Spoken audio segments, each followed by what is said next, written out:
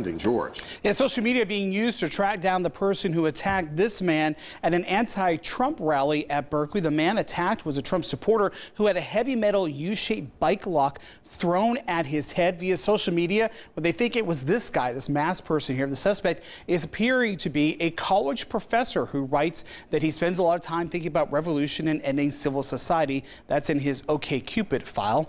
That's right, the public is using social media to track this guy down. We're not using his name right now because he's not been charged with anything, but police say they are investigating.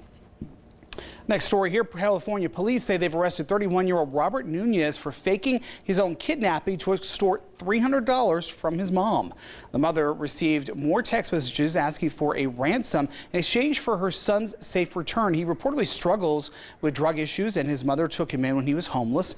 After questioning him, police say that investigators determined that Nunez had sent the text messages to his mother. He was arrested on suspicion of attempted extortion.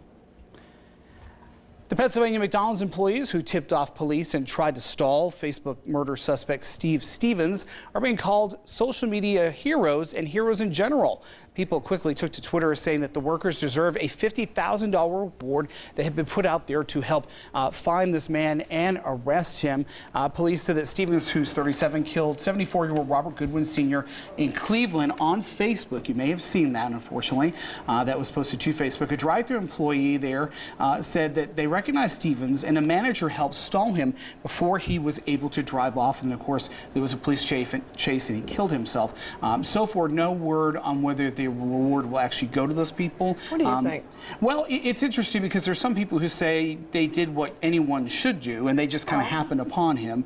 Other people are saying if there's a reward out there and they help to find him, they should get it. Sure. It'll encourage people to do the right thing. There are some technicalities. I will say there are some technicalities with these rewards and some strings that are often tied to them, legalese and that sort of thing. So it may be one of those things that they may not technically be able to do it, but there's a lot of pressure on police and others to give that money over because again, this was somebody who was working, and basically they say he had shaved himself, but they saw a gun and they said, you know, he looks like that guy. And typically, so many people can be indifferent or apathetic or not really paying attention to that customer, and these guys were on top of it. And they did the right thing. I mean, come on. Which is good to see, and you know, a little reward doesn't hurt. We can donate $5 each. That'll get a start. Okay. Am I committing? You go ahead and get things started. You get the first $5. Yeah, I'll be donating $5 for the cause. But it was a good thing he was asking about the French fries, and they told him it was going to take a little bit longer. And he waited a little bit, but then he got kind of freaked out and took off. And he's such a scary guy. I would have been you know, they had to have some fear. Too, because he'd already proven himself to be around. And he had a gun in the car. So. Yeah. Thank you, George, very much. We'll be back.